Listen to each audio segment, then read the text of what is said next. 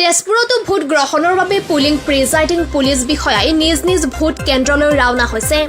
এবাৰ লোকসভাৰ 3টা পৰ্যায়ৰ নিৰ্বাচনৰ অহাকালি 19 এপ্ৰিলত প্ৰথম পৰ্যায়ৰ, 26 এপ্ৰিলত দ্বিতীয় আৰু 7 মেত অনুষ্ঠিত হ'ব তৃতীয় তথা অন্তিম পৰ্যায়ৰ নিৰ্বাচন।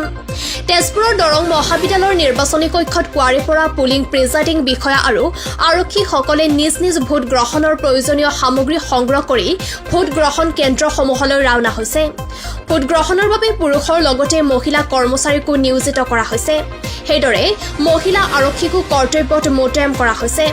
ভোট গ্ৰহণৰ বাবে পথৰ কেউকাষে ৰখা যান-বাহনসমূহে পথচাৰীক কিছু অসুবিধাত পেলাইছে যদিও সকলোৱে এতিয়া অধীৰ আগ্ৰহেৰে অহাকালি ভোট গ্ৰহণৰ দিনটোলৈ অপেক্ষা কৰিছে। ইতিমধ্যে দূৰত থকা ভোটাৰসকলে ভোট প্ৰদান কৰাৰ বাবে ঘৰত আহি উপস্থিত হৈছেহি।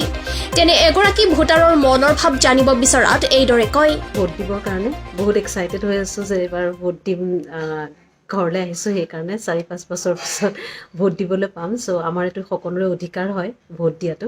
চ' মই সকলোকে অনুৰোধ জনাওঁ যাতে সকলোৱে ওলাই আহে এবাৰ আৰু নিজৰ গণতান্ত্ৰিক অধিকাৰটো যাতে দিয়ে, নিজৰ ভোটটো যাতে দিয়ে। আৰু এটা ভোটৰ কাৰণেও হাৰা জিকা হৈ যায় কেতিয়াবা।